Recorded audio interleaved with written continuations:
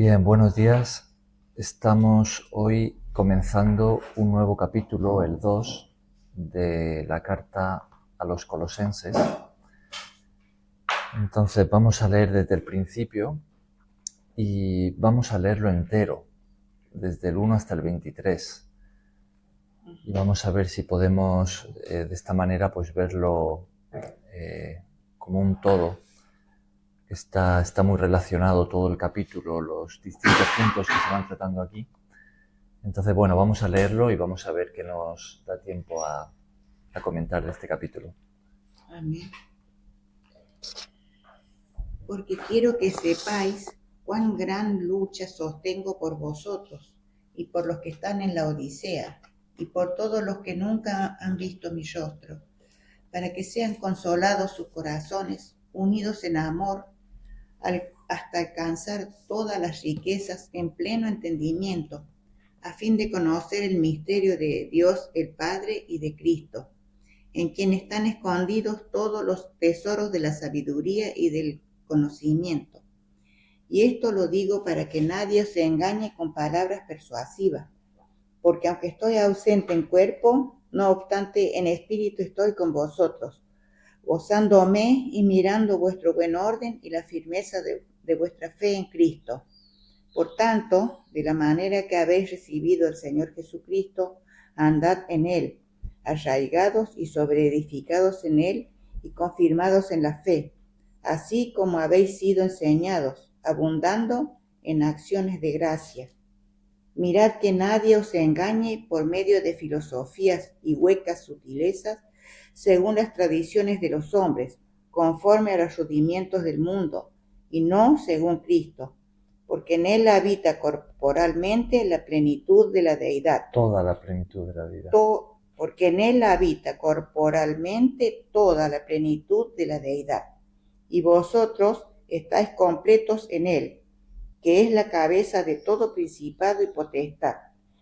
En Él también fuisteis circuncidado con circuncisión, no hecha a mano, al echar de vosotros el cuerpo pecaminoso carnal, en la circuncisión de Cristo, sepultados con él en el bautismo, en el cual fuisteis también resucitados con Él, mediante la fe en el poder de Dios que le levantó de los muertos. Y a vosotros, estando muertos en pecados y en la circuncisión de vuestra carne, os dio vida juntamente con Él, perdonándoos todos los pecados, anulando el acta de los decretos que había contra nosotros, que nos era contraria, quitándola de en medio y clavándola en la cruz, y despojando a los principados y a los potestades, los exhibió públicamente, triunfando sobre ellos en la cruz. Por tanto, nadie os juzgue en comida o en bebida o en cuanto a días de fiestas, lunas nuevas o días de reposo. Todo lo cual es sombra de lo que ha de venir, pero el cuerpo es de Cristo. Nadie os prive de vuestro premio, afectando humildad y culto a otros ángeles, entremetiéndose en lo que no ha visto, vanamente hinchado por su propia mente carnal, y no haciéndose de la cabeza, en virtud de quien todo el cuerpo, nutriéndose y uniéndose con las coyunturas y ligamentos, crece con el crecimiento que da Dios. Pues si habéis muerto con Cristo en cuanto a los rudimientos del mundo, ¿por qué, como si vivieseis en el mundo, os sometéis a preceptos, tales como no manejes, ni gustes, ni aun toques, en conformidad y mantenimiento, en conformidad a mandamientos y doctrinas de hombre, cosas que todas se destruyen con el uso?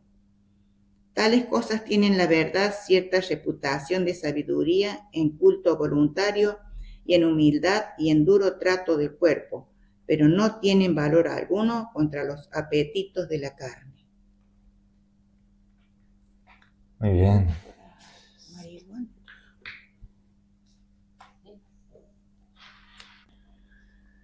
Bien, Vamos a leer una vez más el versículo 18.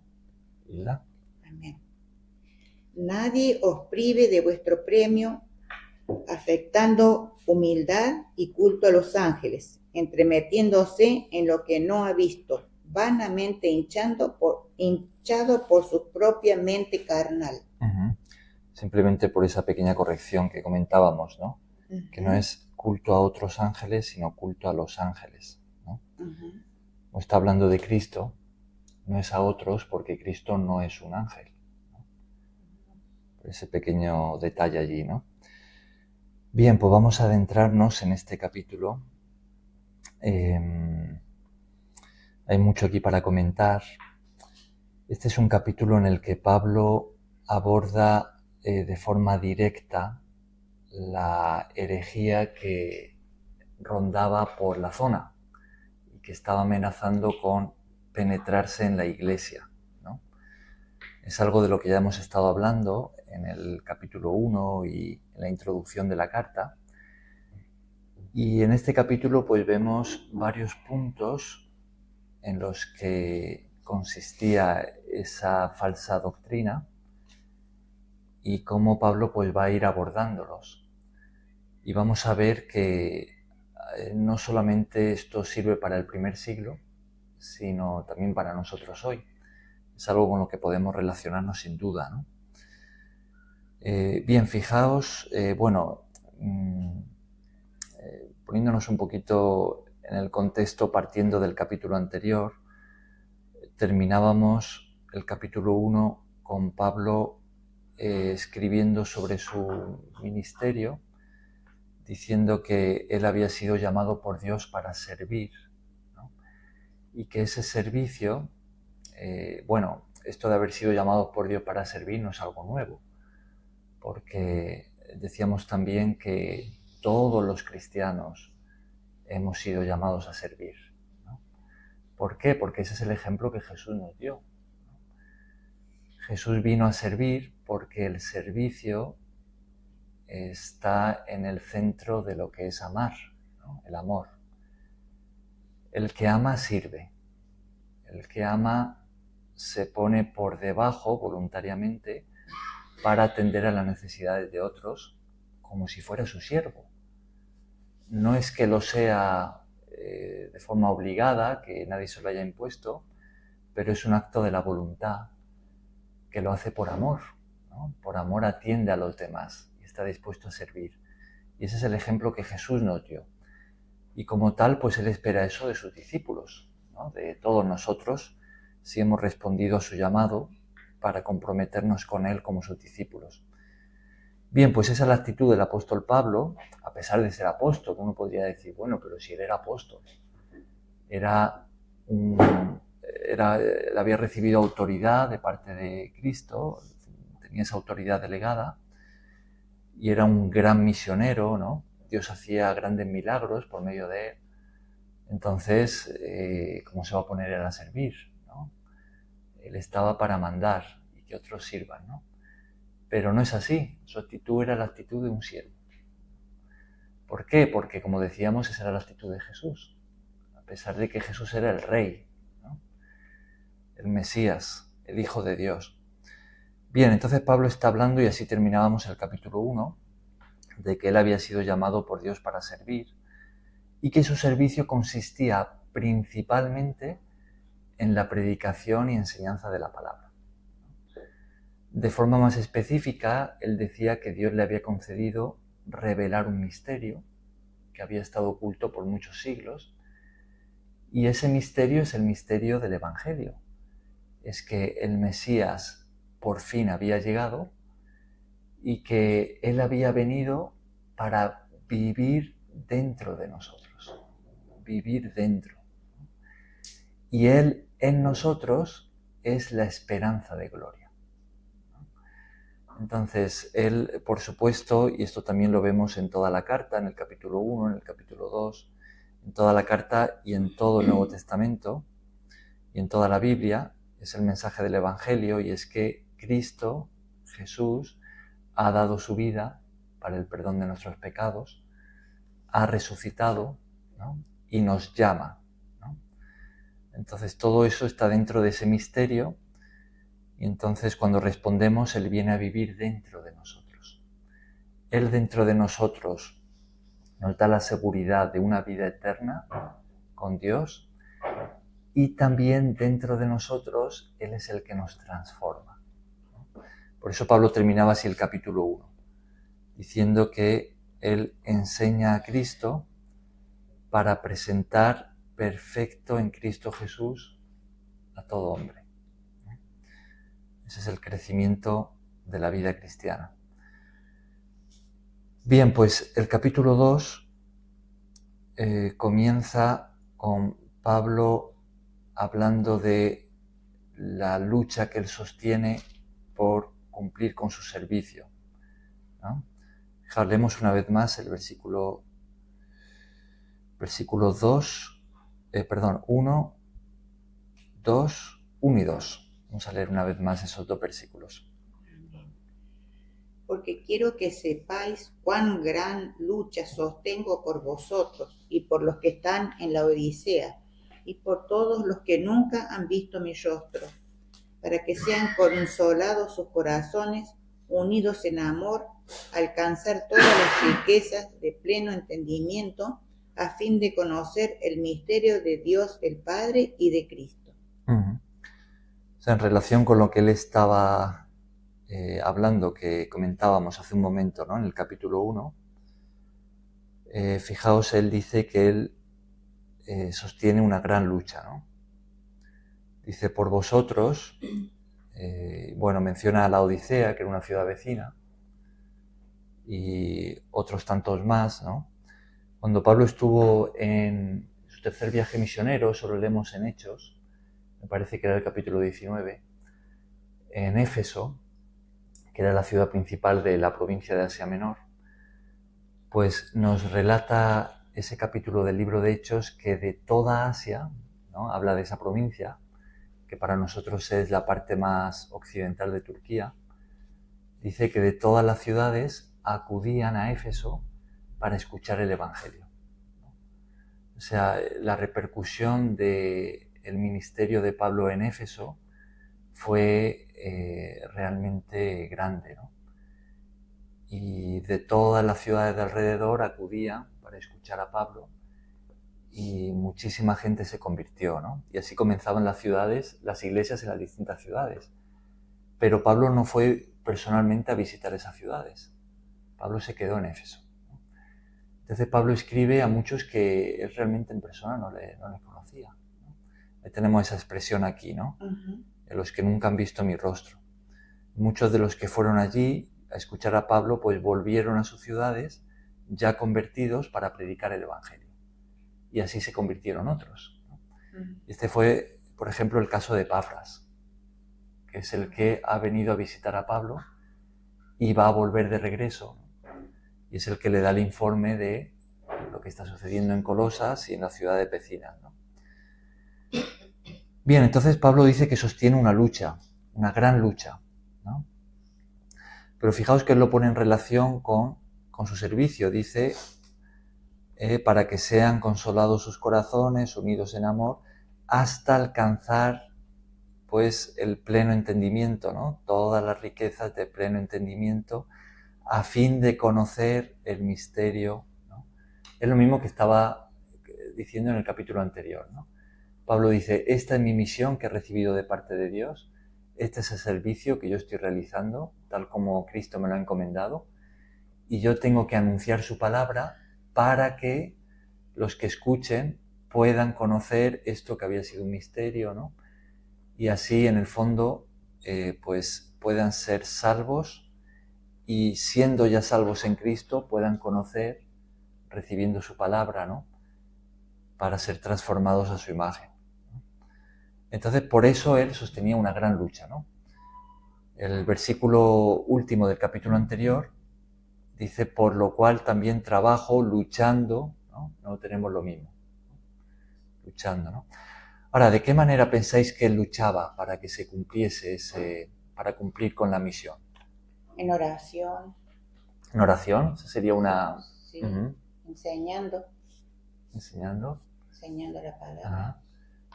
enseñar la palabra no tiene por qué ser una lucha a no ser que haya una oposición. Es que ahí había oposiciones. Claro. Por eso a él lo encarcelaban.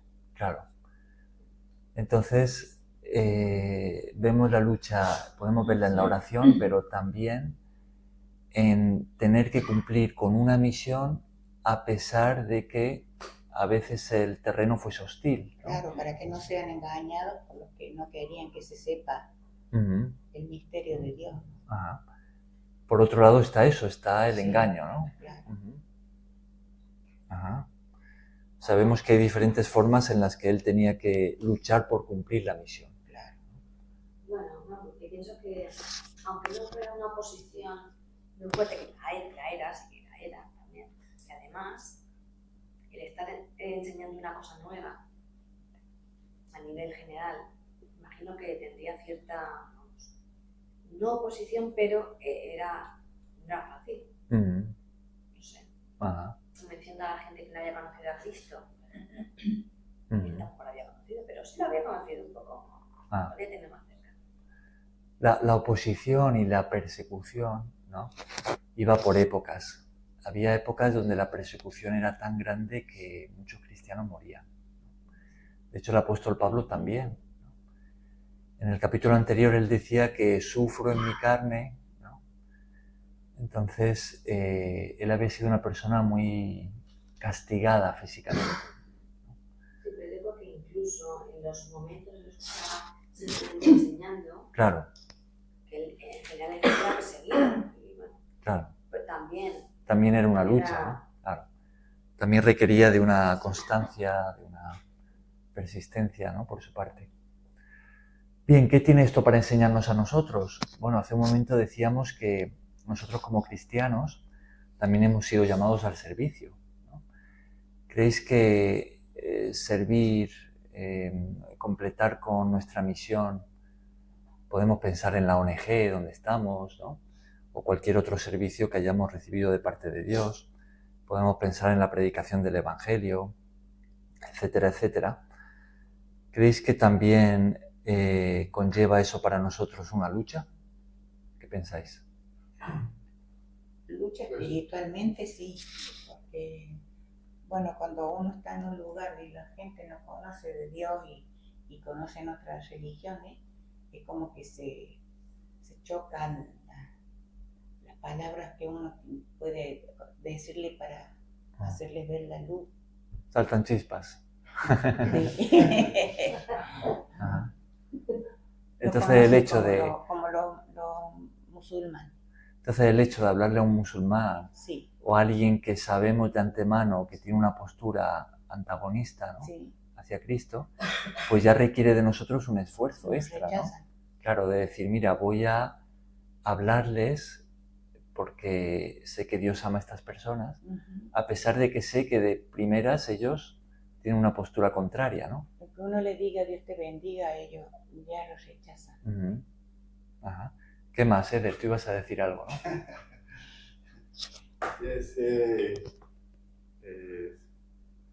Hombre, claro que es una lucha constante para uno seguir las enseñanzas del apóstol que escribe esto, ¿no? Se me fue el nombre de Pablo. Del apóstol Pablo, que señala lo que Jesús porque él enseñaba por el medio del Espíritu Santo, ¿no? Y lograr eso es casi imposible para uno si no tiene el Espíritu Santo, porque en todo momento estás en una lucha constante con los mismos compañeros, con desacuerdo con los compañeros, lo hablo en la casa, en todo lo intento. Entonces uno a veces trata de buscar las soluciones o te sacan una rabia, que eso no es bueno, ¿no? Pero uno es humano, uno siente rabia, siente frustración. Sí. Uno a veces se va, es como aburrido, en vez de venir contento, sales como aburrido para tu casa. O llegas de tu casa por situaciones, ¿no? Pero entonces por eso uno tiene que hablar con Dios, ¿no? Para para que o la palabra te vuelve y como te restablece, ¿no? Como vuelve y te calma, Sí. es como una guía, ¿no? Pero es constante. Es difícil, ¿no? Es difícil. Hay una lucha, ¿no? Es difícil. ¿Ah? Eso ya que sabemos que el mundo es de Satanás. Satanás gobierna, ¿no? Claro. Pero siempre va a haber una oposición. O sea que hay un enemigo. Incluso cuando más fácil sea, no va a ser fácil. Por eso lo estoy explicando, o sea, para mí es claro. una constante uno estar, a veces tener que callar a muchas cosas que uno no está de acuerdo con la forma que te hablan o porque, como lo dice Hilda, ha llegado una persona y le estás atendiendo con amor y todo, y mira, y no, sin embargo, no sé, a veces como que no valoran lo que estás haciendo, digámoslo así. Pero de eso no se trata de que te lo valoren tampoco, porque tú lo haces porque Dios yo por lo menos vengo acá porque me gusta ayudar y creo que no es tiempo perdido aprender de Jesús, ¿no? Sí, yo creo que es el tiempo más valioso que uno puede, yo lo valoro muchísimo. Pero aplicarlo es difícil. Ahí está la lucha, mundo, ¿no? Lo que ella dice, el mundo está contra de lo que tú estás aprendiendo. Claro, sí. Es así. Bien, cuando hablamos de lucha, ¿no? Habéis tocado ahí algún punto importante, ¿no? Cuando hablamos de lucha es porque hay alguien que opone resistencia o que lucha contra nosotros, ¿no? Oposición, claro. Es decir, que hay un enemigo, ¿no? ¿Quién es el enemigo de Cristo y de todos aquellos que le siguen? Diablo. El diablo, ¿no? El diablo Son legiones de demonios. Claro. Es solo que la gente no, pero es difícil porque se trata de guiar por tu sendero de estar uno como a veces te agotas claro. no porque estés trabajando, sino te agotas mentalmente y ¿qué pasa aquí? No está bien. Sí. Entonces ese es el enemigo, ¿no? El diablo y todos los malos espíritus que están de su parte, que antes, al principio, el diablo y los malos espíritus, ¿quiénes eran? Porque Dios los creó de otra manera, ¿no? Eran ángeles. Eran seres angelicales que, como nosotros, fueron creados con libre albedrío, ¿no? Con la capacidad de tomar decisiones, ¿no? Libre y voluntariamente. No fueron creados como robots, ¿no? Entonces ellos escogieron rebelarse contra Dios, ¿no? Entonces así se corrompieron, ¿no? Se transformaron en seres malvados. Bien, pues ellos se oponen, ¿no? Y utilizan sus armas para hacérnoslo difícil a los que nos hemos comprometido con Cristo. Entonces hay una lucha, ¿no? A veces es por medio de otras personas, ¿no? Hola. Que de alguna forma funcionan como herramientas en sus manos, ¿no? Y nos lo van a hacer difícil. Otras veces es por medio de la tentación, ¿no? Por medio de apelar a los, como llama aquí el apóstol Pablo, a los apetitos carnales, ¿no? Porque todos tenemos una naturaleza humana que está corrompida y que surgen en nosotros deseos corrompidos que se ven atraídos por el pecado, ¿no? Bien, entonces hay una lucha.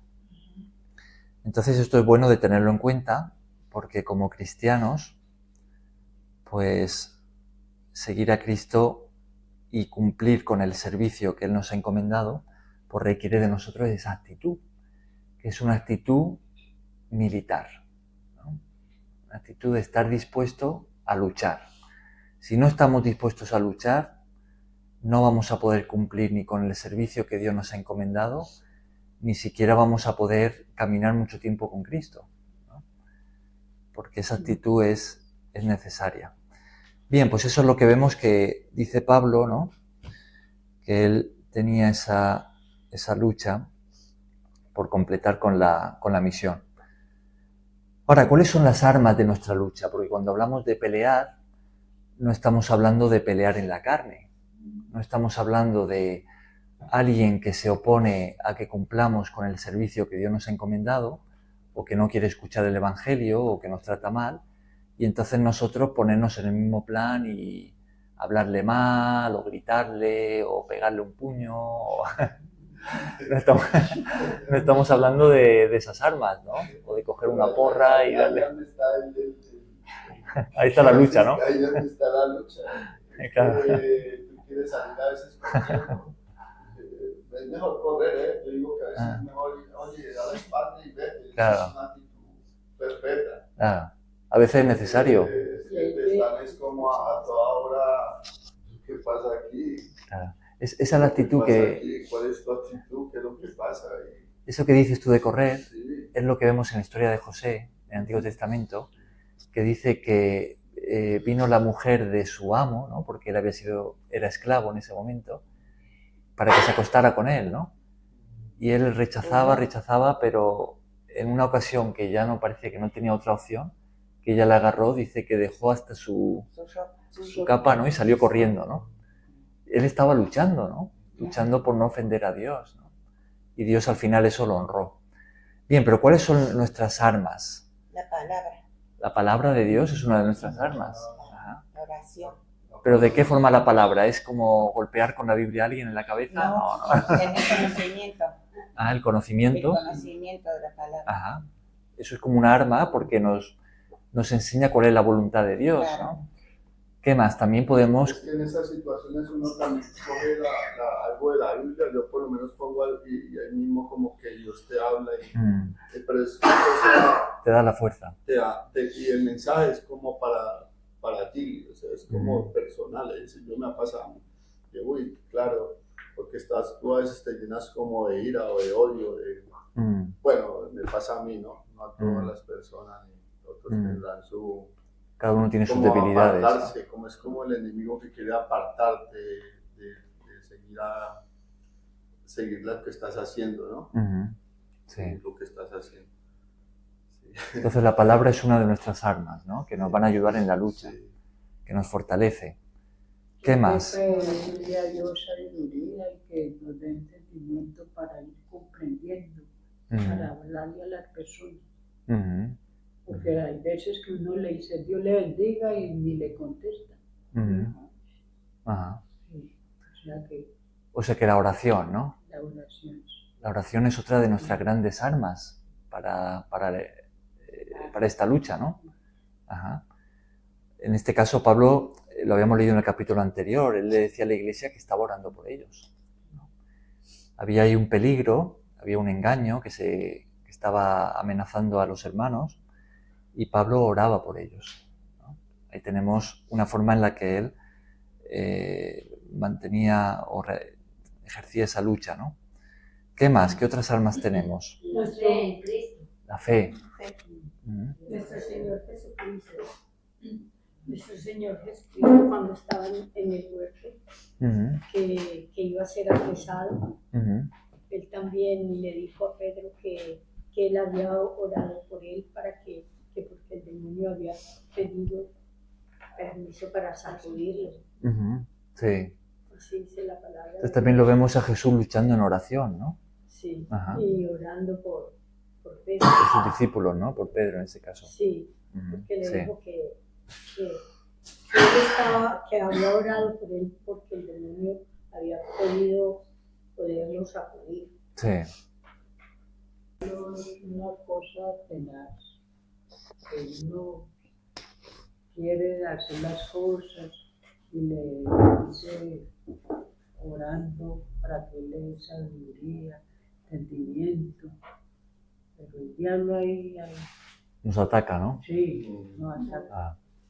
Pero la oración hace doblar al diablo y lo hace espantar, lo hace correr. Pues, hay que pedirle claro. mucha fe a Dios, porque hay que pedirle mucha misericordia a nuestro Señor, porque con todo, por ejemplo, lo que pasa a nuestro alrededor en todos los tiempos ha venido pasando, pues a veces la gente cuestiona a Dios. Pero ¿por qué permite esto? ¿Pero por qué permite lo otro? ¿Pero por qué esto? ¿Por qué lo otro? Entonces, hay que pedir oración. Hay que orarle a Dios para que no nos pase eso. Ajá. Los peladitos también lo atacan. Mire que la nietica mía perdió el año. Tiene 12 años, perdió el año. Y entonces yo le decía, usted no coge la Biblia, ya va a la iglesia y todo eso. Pero es así. Bueno, ella me decía que allá en el cole eran otros amigos. Claro. Y acá en la casa somos cristianos. Y vamos a la iglesia y todo eso. Ella tiene la Biblia. Pero pues, Claro. Amigos le dicen otra cosa. Sí, otra cosa. Perdió el ánima.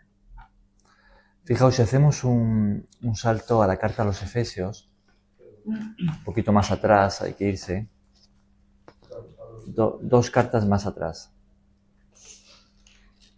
Es Efesios, Filipenses y Colosenses, ¿no? Hay que ir unas poquitas páginas más atrás. En el último capítulo, en el 6, bueno, recordamos que Efesios y Colosenses fueron escritas, esas dos cartas, al mismo tiempo, por el apóstol Pablo, ¿no? Y eran dos ciudades de la misma provincia, ¿no? Lo habíamos dicho antes. Entonces, de hecho, cuando leemos ambas cartas, vemos que tienen muchos paralelos. Hay muchas referencias cruzadas entre Efesios y Colosenses, ¿no? Se nota que Pablo las escribió en el mismo momento. Y aquí, terminando esta epístola, en el último capítulo, vemos que Pablo va a hablar precisamente de la lucha del cristiano, ¿no? Fijaos, vamos a leer ahí ese trocito que está desde el versículo 10 hasta el 20. ¿Quieres tú, Ana, leerlo? Efesios 6, versículos 10 al 20. Empezando por el título, ¿no? Sí. Habla mucho del tema. La armadura de Dios. Por lo demás, hermanos míos, fortaleceos en el Señor y en el poder de su fuerza, vestidos de toda la armadura de Dios para que podáis estar firmes contra las acechanzas del diablo. Porque no tenemos lucha contra sangre y carne, sino contra principados, contra potestades, contra los gobernadores de las tinieblas de este siglo, contra huestes espirituales de maldad en las regiones celestes. Por tanto, tomad toda la armadura de Dios para que podáis resistir el día malo, y habiendo acabado todo, estar firmes. Estad, pues, firmes, ceñidos vuestros lomos con la verdad y vestidos con la coraza de justicia, y calzados los pies con el apresto del evangelio de la paz. Sobre todo, tomad el escudo de la fe, con que podáis apagar todos los dardos de fuego del maligno, y tomad el yelmo de la salvación y la espada del Espíritu, que es la palabra de Dios, orando en todo tiempo con toda oración y súplica en el Espíritu, y velando en ello con toda perseverancia y súplica por todos los santos, y por mí, a fin de que al abrir mi boca me sea dada palabra para dar a conocer con el denuedo el misterio del Evangelio, por el cual soy embajador en cadenas, que con denuedo hable de él como debo hablar. No entendí esa palabra. ¿Denuedo? Denuedo es coraje. Ok. Como valentía, ¿no? ¿Qué palabra es? Denuedo. De nuevo. Denuedo. Denuedo. Denuedo. Es una palabra que no usamos en la vida diaria.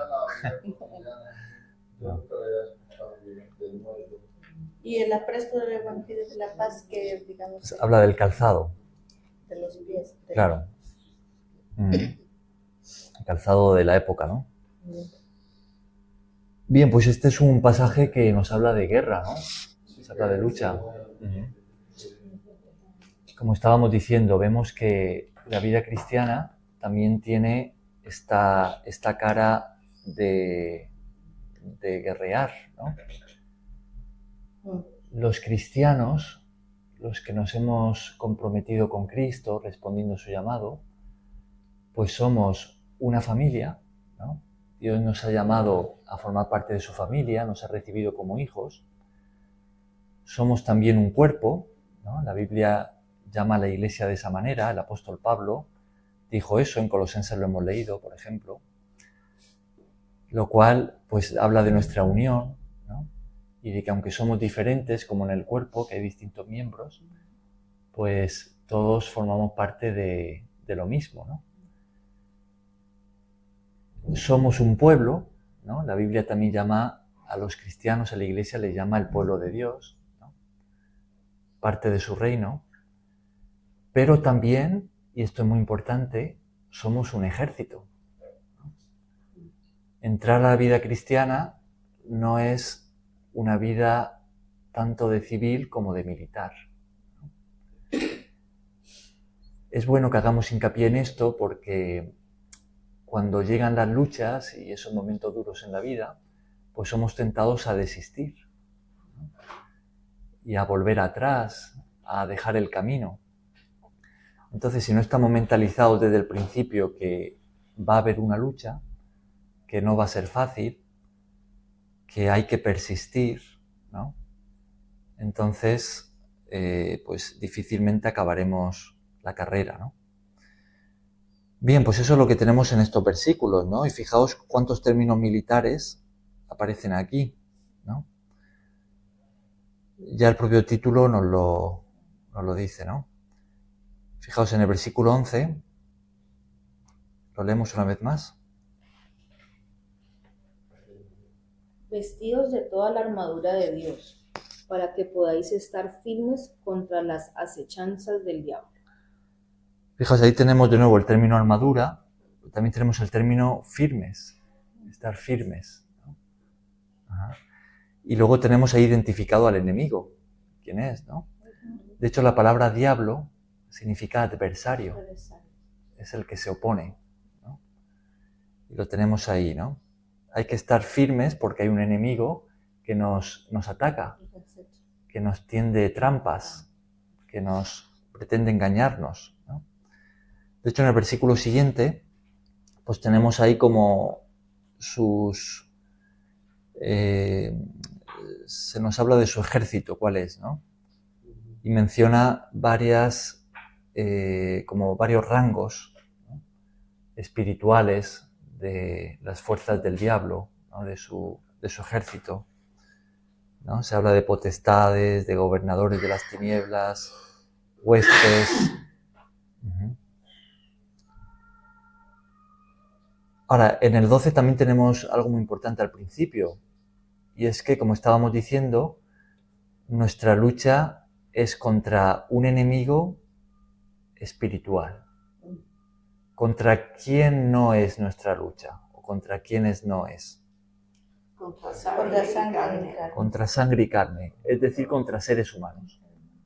Dice que nuestra lucha no es contra seres humanos de carne y hueso. A veces esos seres humanos, esas personas, hacen de herramientas del enemigo, ¿no?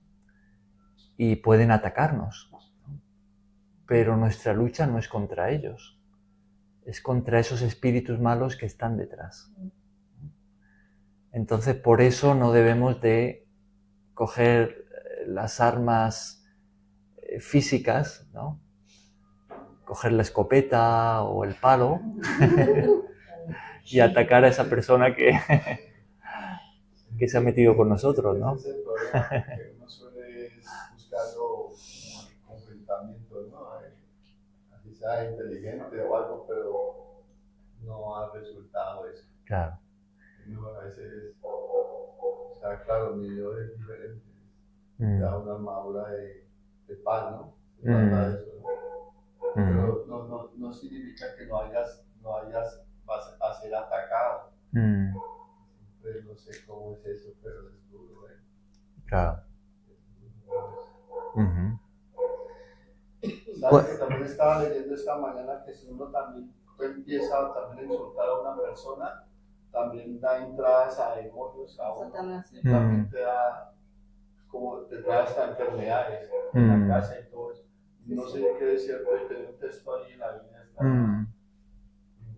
Sí. ¿Qué diferencia hay entre el diablo y el demonio? Sí.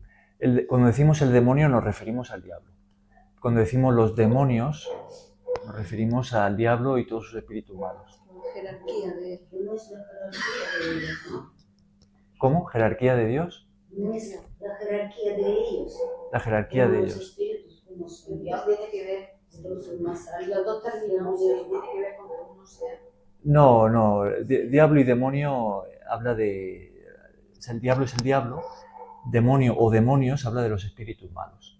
Sí, espíritu malo. Ahora, la jerarquía ya pues son más estas palabras que leemos aquí de principados, potestades, huestes espirituales, gobernadores. En el uso, por ejemplo, hay una palabra que parece al diablo, diablillo, y esos son los espíritus pequeños. Ya. Y demonio es un grandote. Ya hablar de Ya. como de duendes, creo que eso, ¿no? Como duendes. No, de espíritus de menor categoría, de menor rango. En fin, no es tan importante para nosotros saber qué rango tiene qué espíritu, ¿no? Sino que hay un enemigo, ¿no?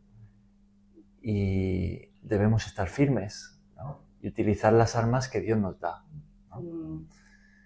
Cristian, y lo que dice sobre los ovnis, ¿no serán también espíritus digamos, que componen con Satanás en las religiones celestes? Pues yo con el tema del fenómeno ovni tengo una creencia personal, ¿no? Sí. Y es que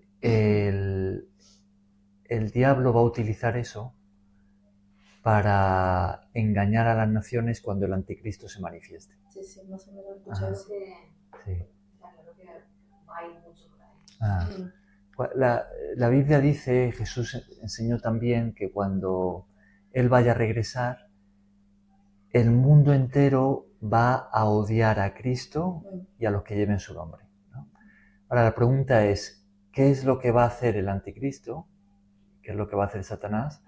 Para mover la opinión de todo el mundo, la opinión del público en contra de Cristo, ¿no? Para que le odien, ¿no? Y odien a los que le siguen, ¿no? Y yo tengo siempre... Se va a marcar. Ajá, claro, ahí va a venir lo de la marca, sí. Pero el que va a marcar no es el anticristo, sino es el falso profeta. Todo sale del anticristo, ¿no? Que es el mayor gobernante, ¿no? También. Claro, sí. Entonces, claro, yo tengo esa impresión de que se va a presentar una versión distinta de quién es Jesús, ¿no? Y se lo va a poner como un extraterrestre, ¿no? Como que, claro, se va a dar una versión de que no es que haya un mundo espiritual y existe un Dios, ¿no? Creador, todopoderoso, sino que hay otras razas extraterrestres que un día vinieron a la Tierra, que son superiores a nosotros, que están más avanzados en tecnología y en el poder de la mente, ¿no? Y entonces vino y Jesús vino como un representante de ellos y que Yahvé, o Jehová, ¿no? Es en realidad un extraterrestre, no es que sea el Dios todopoderoso, ¿no? Y que quieren volver para tomar la Tierra. Entonces hay que presentarles resistencia. Y entonces el diablo se va a presentar como alguien bueno, que está del lado de los seres humanos para impedir que ellos vengan a tomar la Tierra, y todos aquellos que tengan el nombre de Cristo pues son terroristas, enemigos de la humanidad y hay que ir en contra de ellos. Yo tengo la impresión de que el engaño del anticristo va a ir por ahí. Sí, Ahora puedo estar equivocado, ¿no? O sea, la Biblia no es tan específica en ese sentido, ¿no? Pero claro, el hecho de que todo esto se esté como mentalizando a la sociedad a nivel mundial de la existencia de extraterrestres y de que hay contacto con ellos y de que un día puedan venir, ¿no? O contactar con ellos. Yo creo que es eso, que es mentalizar al mundo para presentar luego ese engaño. Pero bueno, puedo estar equivocado, ¿no? No, pero está Sí, buena más o menos tu así. teoría, está buena Sí. Por lo menos es bueno conocerlo para estar alerta, ¿no? Es que la gente que hombre, es porque no tiene fe, ¿no? Que tiene fe y cree en Jesucristo, pues no tiene por qué, o sea, una cosa es enterarte porque te enteras, ¿no? Por medio de la televisión o por los libros y todo, pero llevar a que te lleven para ese camino, es porque no tienes fe, no crees en Jesucristo en realidad. Claro. No, por ejemplo, te digo que con todo, ya está, mejor dicho, orando, porque con todo eso de esto de género, La ideología de género. la destrucción de la familia, Claro que está. todo lo que están haciendo y peleando que por la hormonización de los niños, cambio de género, y todo esto, pues ya el aborto, la eutanasia, todo eso ya ahí se ve al diablo. Sí, claro. Mucha gente ya eso lo ve como normal. Ya la gente está, las personas, yo creo que hasta los que se llaman cristianos están viendo eso normal. Claro, es interesante notar que está profetizado en la Biblia. Por ejemplo, el apóstol Pablo lo dijo en sus cartas a los tesalonicenses, que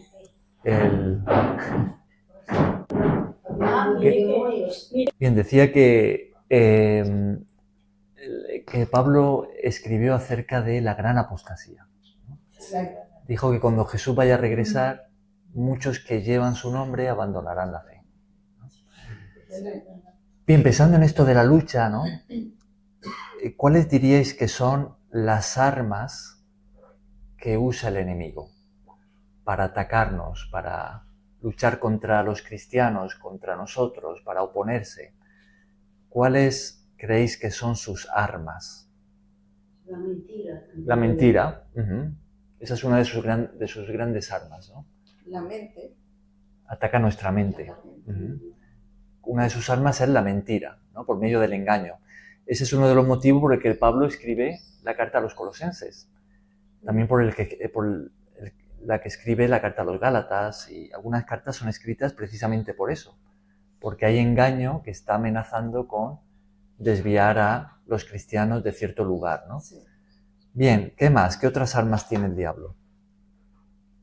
Nuestras tradiciones de hombres, cómo nos aferramos a nuestras tradiciones, es decir, cuando las tradiciones nos desvían de la palabra de Dios, ¿no?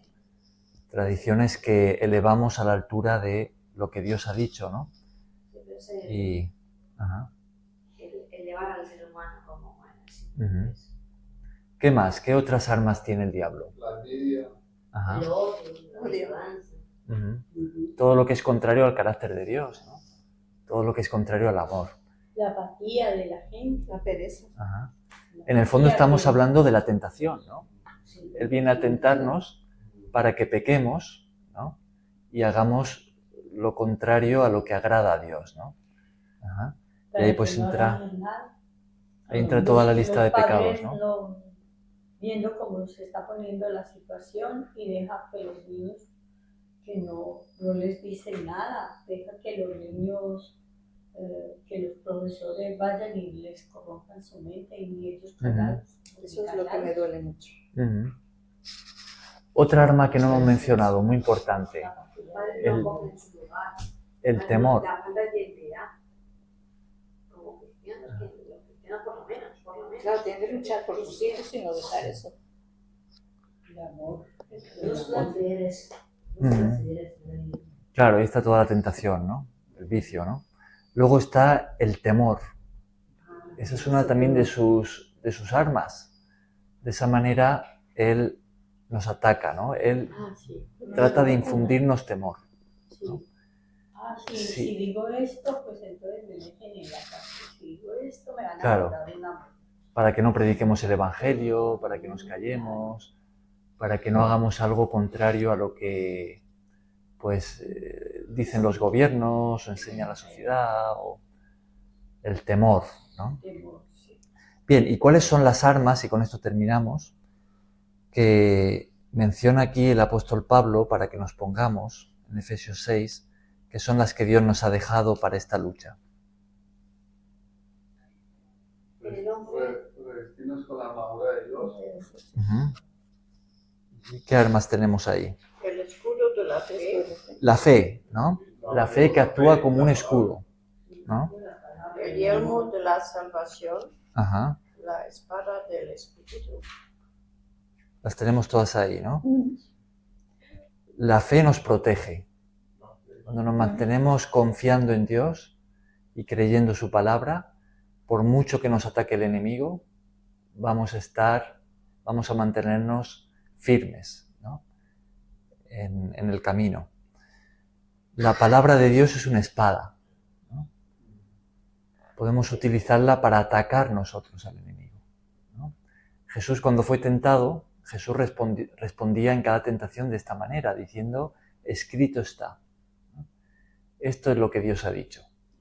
Entonces Jesús lo mencionaba, y de esa forma Jesús derrotó al enemigo, ¿no?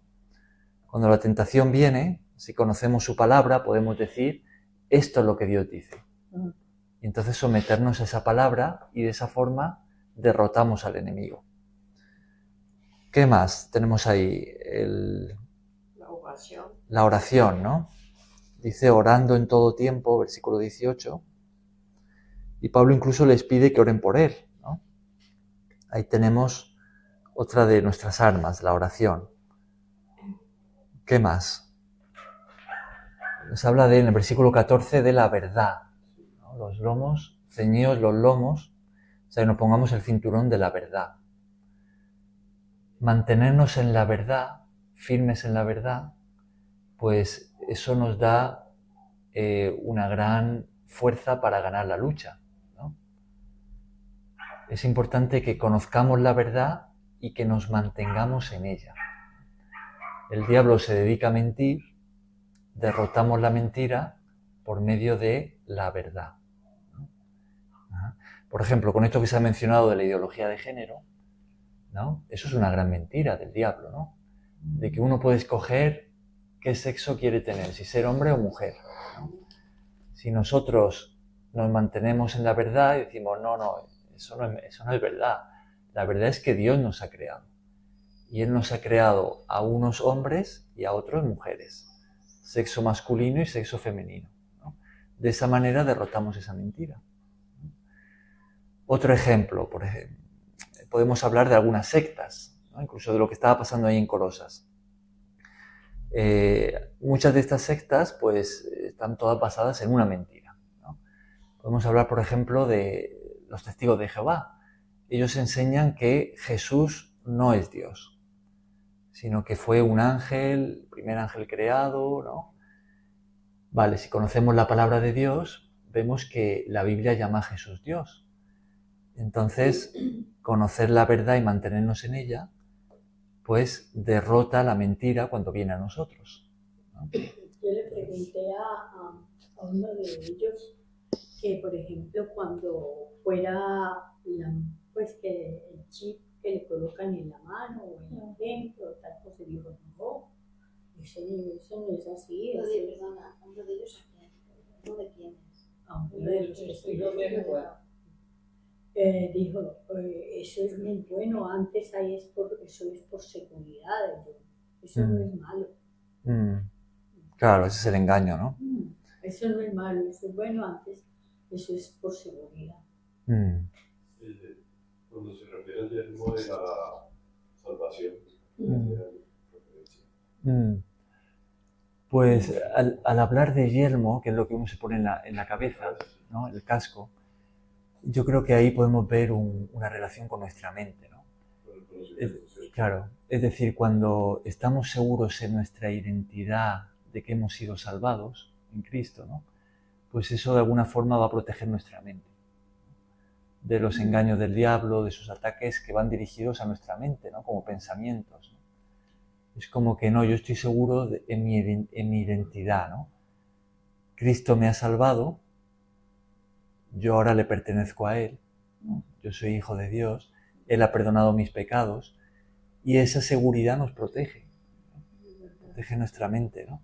Decías en la situación de todo lo que tiene que ver con el homosexualismo, también hay otra situación, los que dicen identificarse como perros, gatos, y que por ahí está viendo un video de una que vive como un perro y la ve como perro, y la como perro. Y unas chicas que andan en cuatro patas, ¿verdad? Y él dice que él se identifica como perro. Sí, yo también oí otras veces. Ya, sí, es una locura, ¿no? Pues sí. Es una tristeza eso. Y es más, me parece que es español. Puede ser. Sí, España está a la cabeza de esta locura. Muchas cosas. Sí. No ve, por Se ejemplo, llaman además del progreso. no ve, por ejemplo, lo que dice la Montero, la Irene Montero, los niños pueden tener relaciones sexuales con un adulto. Ya. Eso sí, lo único que es que ellos den su consentimiento. Sí. ¿Qué consentimiento va a dar un niño? ¿Y se acabará aprobando la pedofilia? Al final la aprobarán y la verán como algo Pero esa normal. mujer no ha tenido hijos. Ella sí tiene, pero Que haga seguro que igual a ver si le gusta. a ellos les parece. Sí. A ellos sí Eso no se les llama parece. Y eso lo dice en el Congreso así. Es que da rabia. Lo decía, lo decía. Ya no está en el Congreso. Es que cómo van a Pues decir claro esas que cosas. está en el Congreso Ella Europeo. no, ella no. En el europeo está aquí. Bueno, vamos a cerrar aquí, ¿no? Vamos a terminar con esto. Hoy nos hemos enfocado en hablar de la lucha, ¿no? Es un tema importante. Claro, es uno de Dios, el escudo de Dios, que va a fe. Mañana. Lo que dice Pablo es que luchemos por difundir también la palabra de Dios. Así, mire que él dijo que perder la vida no le interesaba si la perdía, que él estaba en Cristo. Esa es otra de nuestras armas. Cuando aquí en Efesios 6 habla del calzado, hace referencia a eso, a predicar el Evangelio, ¿no? Eso. A ir a predicar el Evangelio. Exacto. Cuando le hablamos a otros de Jesús y de lo que Él ha hecho para salvarnos, estamos peleando. Eso es una pelea. Estamos ahí en el terreno del enemigo, luchando por Dios, ¿no? Por salvar a las almas, ¿no? Que esa es la misión de Dios aquí en la tierra, ¿no? Que nos ha encomendado. Bien, pues lo dejamos aquí.